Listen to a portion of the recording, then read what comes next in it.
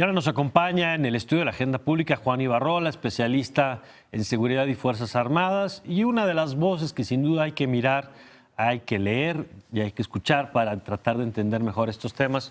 Juan, qué gusto que estés con nosotros. Me da mucho gusto saludarte a ti y a todo el auditorio. Oye, yo estoy muy impresionado de las declaraciones del secretario por varias razones. Primero, porque no es la primera vez que llama a que los actores, el Congreso, por ejemplo, legislen en el tema de la actuación de las Fuerzas Armadas, pero justamente porque no es la primera vez, yo percibo un endurecimiento de los mensajes. Lo acabamos de escuchar diciendo, no es nuestra naturaleza, nos están desnaturalizando. Y es importante. Que es muy importante porque dice, y si quieres empezamos por ahí, nosotros no nos formamos para perseguir delincuentes. Y dice, si nos dan chance, si quieren nosotros nos vamos, no nos sentimos cómodos en esta posición. ¿Cómo ves, de entrada tú estuviste ahí, este primer posicionamiento del secretario? Creo que es muy importante separar el hecho de que el secretario de la Defensa es un secretario de Estado y a la vez es el alto mando del Ejército y la Fuerza Aérea. Hay que separar esas dos, porque sería el único secretario, igual el de Marina, bueno, con el de Marina, que comparte esa naturaleza dual. Sin embargo... ¿Por qué es importante entender estas dos funciones? Por el mando que representa ante ambos secretarios, ante más de 320,000 personas que son las que forman las Fuerzas Armadas, Ejército, Marina y Fuerza Aérea, porque los tienen que representar a diferencia de otros secretarios de Estado. Sí es la voz, evidentemente, autorizada. Esta voz que más que enérgica está llamando al entendimiento, a la comprensión de que en materia de seguridad pública no es la solución las Fuerzas Armadas, número uno. Pero número dos, están ahí, van a seguir ahí. De esto no puede haber duda. Ningún secretario de Defensa va a lanzar la amenaza de que se regresan a los cuarteles. Ese no es el contexto del mensaje del general Salvador Cienfuegos. El contexto del mensaje es la importancia de actualizar la acción militar en México. ¿Por qué? Porque a pesar de grandes esfuerzos que se han desarrollado por proteger a la ciudadanía, por tratar de regresarle esa paz de la que tanto se habla, al momento que detienen a un delincuente, se encuentran los mecanismos legales para que el delincuente salga. Entonces, no es una acción cerrada, no es una misión cumplida, pero no es responsabilidad del Ejército. Pero ahí veo dos mensajes, Juan. Por un lado es, no tenemos condiciones nosotros de certeza para operar. Incluso dice el secretario, podría darse el caso de quien prefiera no actuar y ser sancionado por omisión que por la acción. Y fue muy enfático en decir, estamos operando en un marco legal pues muy delicado, muy resbaladizo, digamos, el terreno. Pero por otro lado, en señalar las omisiones de las fuerzas civiles. Y dice, en 10 años no se va a arreglar con balazos, en 10 años tenemos muchos muertos, en 10 años no se han formado las policías. Y ahí hay un mensaje, Juan, que me parece fundamental. La fecha de salida, ¿cuándo van a regresar a los cuarteles también? Es decir, el mensaje no solo es normalicen lo que hoy tenemos, sino es denos la fecha de salida. Y no puede existir una fecha, que también ese es el sentido de las palabras, no puede existir una fecha si no tienen una certeza jurídica que limite su acción, es decir, que verdaderamente le diga a las fuerzas policíacas o a corporaciones policíacas municipales o estatales que tienen que profesionalizarse, que tienen que desaparecer, Mario, completamente tienen que desaparecer para que se crean y se desarrollen nuevas corporaciones que den esa fecha. Difícilmente va a pasar en el futuro inmediato. Claro. Pero menos si no hay un plan. Y menos si no se legisla. Claro. Importante que también dentro de esta ley de seguridad interior se obliga a gobernadores y alcaldes a tener la verdadera responsabilidad, porque hoy no la tienen. Hoy son las Fuerzas Armadas quienes tienen esa responsabilidad y desafortunadamente algunas voces en este país voltean no solamente en la responsabilidad, sino en la culpa. Y perdón, las Fuerzas Armadas, no me abrazo en la bandera, pero las Fuerzas Armadas son la institución que le está dando una respuesta a la gente en ese sentido.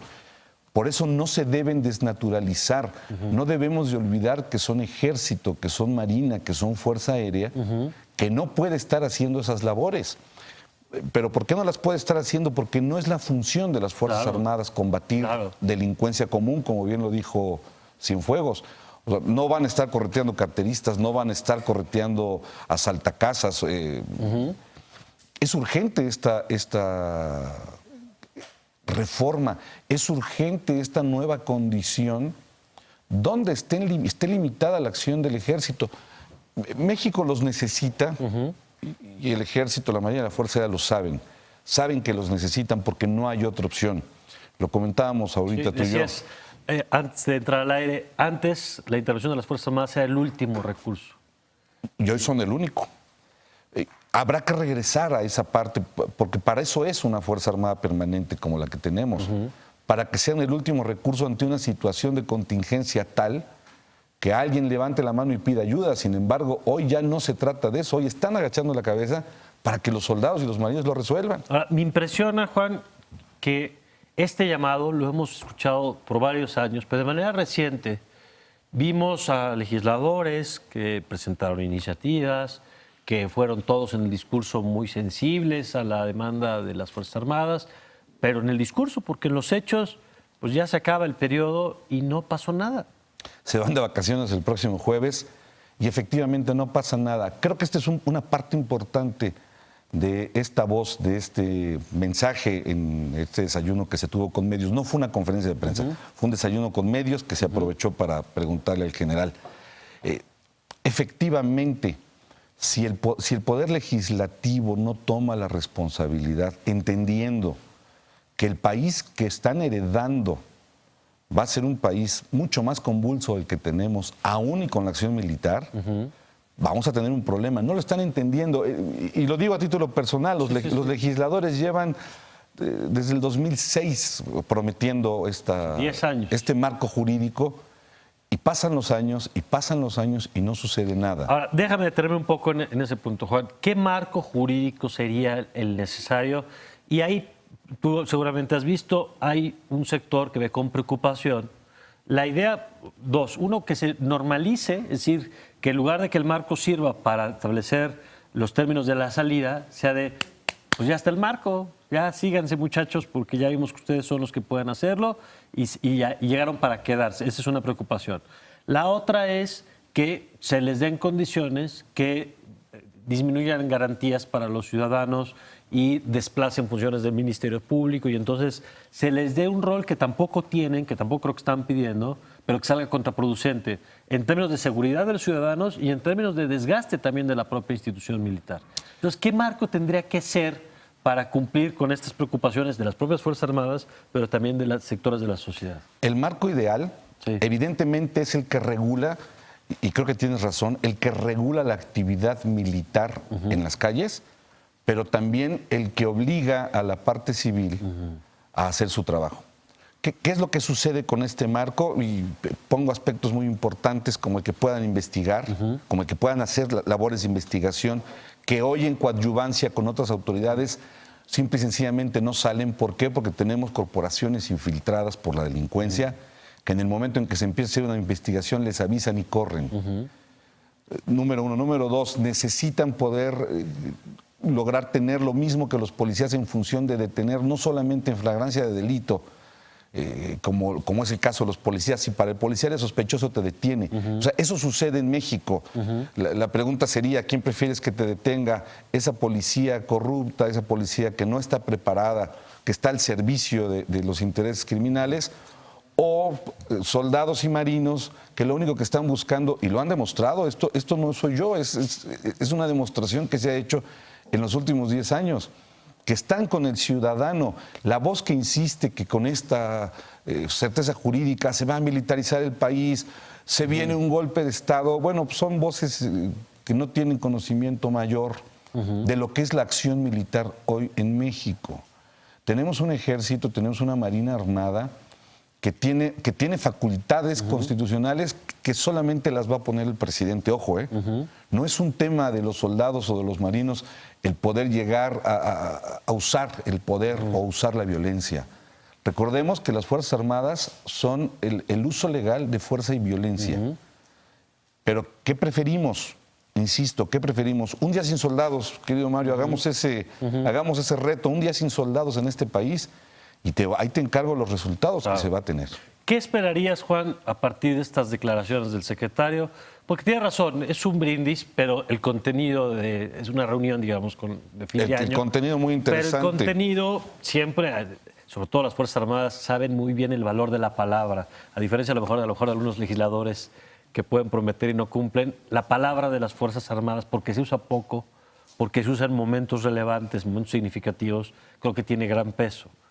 ¿Qué esperarías que ocurra? Porque aquí hay múltiples destinatarios de los mensajes. Uno, el más evidente, es el Poder Legislativo, del que hablabas ahora. Pero no solo hay mensajes para el Poder Legislativo, creo que para el Ejecutivo, tanto a nivel federal como a nivel de los estados, hay mensajes relevantes también. Yo creo que lo que debemos esperar, y a lo mejor estoy en mi viernes romántico, optimista, pero lo que debemos esperar es que verdaderamente cada quien haga su trabajo. Es decir, el gobierno de la República, gobernadores, alcaldes, legisladores, tanto federales como locales, que verdaderamente hagan su trabajo. Mario, el problema de la delincuencia en México y de la violencia en México es muy delicado. Y el llamado de ayer definitivamente del general en el sentido de que sus soldados no van a voltearse, eso no va a suceder. Tenemos un ejército que es institucionalmente leal. Son leales al país, no son leales a partidos, no son leales a personas, son leales al país. No va a darse esa circunstancia. No se van a regresar a los cuarteles solamente porque ellos lo decidan. Ni siquiera están en sus facultades. ¿Qué debemos esperar? Que cada quien haga su trabajo y que entiendan que en esa materia el país tiene un grave problema que no se corrige. 10 años de luchar contra un gran... Y dicho por el secretario, no se arregla solo con balas. Y no se arregla solo con balas, se tiene que arreglar con responsabilidad de todos los actores políticos de este país, pero también económicos y sociales. Hay que reconstituir una gran cantidad de cosas en ese sentido. Ojalá pase, lo digo a título personal, lo dudo. Vamos a seguir teniendo Fuerzas Armadas en las calles, que se sienta la gente segura por lo menos en ese sentido. Bueno, vamos a seguir con el tema. Juan, ¿dónde te pueden leer? ¿Dónde te pueden seguir, escribir? Yo les pido que me sigan en mi Twitter, que es @elibarrola, que me sigan en cadenademando.com y que no dejen de leerme en Milenio todos los sábados, ahí estamos. Muy bien, pues te seguiremos leyendo, por supuesto, Mariana. Gracias.